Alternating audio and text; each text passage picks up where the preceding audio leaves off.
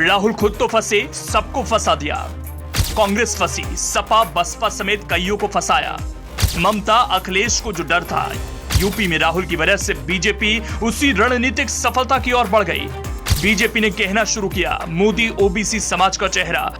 राहुल ने किया ओबीसी समाज का अपमान। बहुत पहले पश्चिम बंगाल के मुख्यमंत्री ममता बनर्जी ने कहा था, अगर विपक्ष के नेता राहुल गांधी होंगे तो प्रधानमंत्री नरेंद्र मोदी हीरो बनेंगे ही। पीएम मोदी को कोई भी मात नहीं दे सकता। लगता है उनकी जुबान पर मां सरस्वती का वास था। अब वैसा ही हो रहा है। साल 2019 में मोदी सरनेम को लेकर राहुल गांधी ने एक टिप्पणी की थी, जिसमें उन्होंने नीरव मोदी, ललित मोदी और अन्य का नाम लेते हुए कहा था, कैसे सभी चोरों का सरनेम मोदी है। उसमें सूरत कोर्ट ने पहले 2 साल की सजा सुनाई। अब लोकसभा ने कांग्रेस सांसद राहुल गांधी की सदस्यता 6 साल के लिए खत्म कर दी।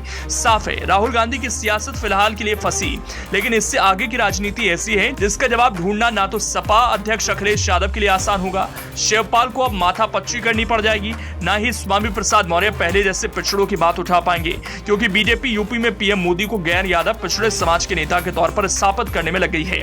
बीजेपी राहुल को घेरते हुए कह रही है, राहुल ने ओबीसी समुदाय का अपमान किया और वो अहंकार की वजह से माफी नहीं मांग रहे। बीजेपी अध्यक्ष जेपी नड्डा, केंद्रीय मंत्री भूपेंद्र यादव, किरेन रिजिजू और संसदीय कार्य मंत्री प्रहलाद जोशी कद्दावर नेताओं ने एक स्वर में कहना शुरू कर दिया, राहुल ओबीसी समाज का अपमान कर रहे हैं। सबने राहुल पर निशाना साधते हुए कहा कि सरनेम का अपमान करना अभिव्यक्ति की स्वतंत्रता नहीं है।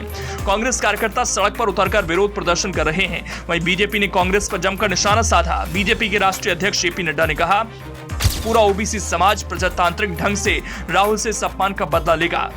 बीजेपी अध्यक्ष जेपी नड्डा ने कहा कि राहुल गांधी को तथ्यों से परे और मनगढ़ंत आरोप लगाने की आदत है। 2019 लोकसभा चुनाव के पहले राहुल ने राफेल के नाम पर देश को भ्रमित करने की कोशिश की थी।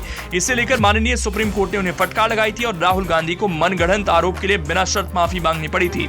राहुल ने फिर चौकीदार चोर है का शोर मचाया, जिस पर मीडिया रिपोर्ट के अनुसार कांग्रेस वर्किंग कमेटी के सदस्यों तक ने ऐतराज जताया। इस पर जनता की अदालत ने 2019 के चुनाव में राहुल गांधी को जमकर फटकार लगाई और कांग्रेस को मुंह की खानी पड़ी, बुरी हार का सामना करना पड़ा। सूरत कोर्ट ने राहुल को ओबीसी समाज के प्रति उनके आपत्तिजनक बयान के लिए सजा सुनाई, लेकिन राहुल और कांग्रेस पार्टी अभी भी अपने अहंकार के चलते लगातार अपने बयान पर अड़े हुए हैं। साथ ही लगातार ओबीसी समाज की भावनाओं को आहत कर रहे हैं। उन्होंने कहा, पूरा ओबीसी समाज प्रजातांत्रिक ढंग से राहुल से इस अपमान का बदला लेगा। नड्डा के बाद भूपेंद्र यादव ने राहुल गांधी पर ओबीसी समाज का अपमान करने की बात कह दी। राहुल ने विदेशी धरती पर देश को बदनाम किया है। किसी भी नेता को ओबीसी समुदाय का अपमान करने का अधिकार नहीं। राहुल गांधी का ये व्यवहार भारत जोड़ने वाला नहीं, भारत तोड़ने वाला है। केंद्रीय मंत्री किरेन रिजिजू ने ट्वीट कर कहा, राहुल ने बहुत ही अपमानजनक टिप्पणी की है और एक पूरे ओबीसी समुदाय को बदनाम किया है। हैरानी की बात यह है कि कांग्रेस के कुछ नेता इसका बचाव करने की कोशिश कर रहे हैं। संसदीय कार्य मंत्री प्रहलाद जोशी ने कहा, राहुल ने ओबीसी समुदाय का अपमान किया। पहले गलती करना, बाद में माफी नहीं मांगना और जब अदालत का डिसीजन आता है तो कहना कि ये बीजेपी का फैसला है। क्या उन्हें कोर्ट पर भरोसा नहीं? आपको बता दें कि प्रधानमंत्री नरेंद्र मोदी तेली समाज से आते हैं, जो यूपी में संसदीय चुनाव लड़ते हैं। उत्तर प्रदेश में ओबीसी की 79 जातियां हैं। 52% पिछड़ा वोट बैंक में 43% वोट बैंक गैर यादव बिरादरी का है।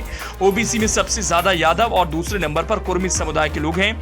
ओबीसी जातियों में यादवों की आबादी कुल 20% है।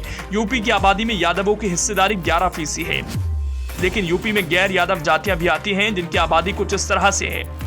यूपी में गैर यादव ओबीसी जातियां कुर्मी पटेल 7%, कुशवाहा मौर्य शाक्य सैनी 6%, लोध 4%, गडरिया पाल 3%, निषाद मल्लाह बिन कश्यप केवट 4%, तेली साहू जायसवाल 4%, जाट 3%, कुम्हार प्रजापति चौहान 3%, कहार नाई चौरसिया 3%, राजभर 2%, गुज्जर 2%। तो क्या माना जाए, बीजेपी ने यूपी के 43% गैर यादव पिछड़े समाज को टारगेट कर ओबीसी अपमान कार्ड खेला है, जिसमें हीरो मोदी हैं और विलेन राहुल गांधी। आपकी क्या राय है? अपना कमेंट जरूर करें। पेज को लाइक और सब्सक्राइब जरूर करें।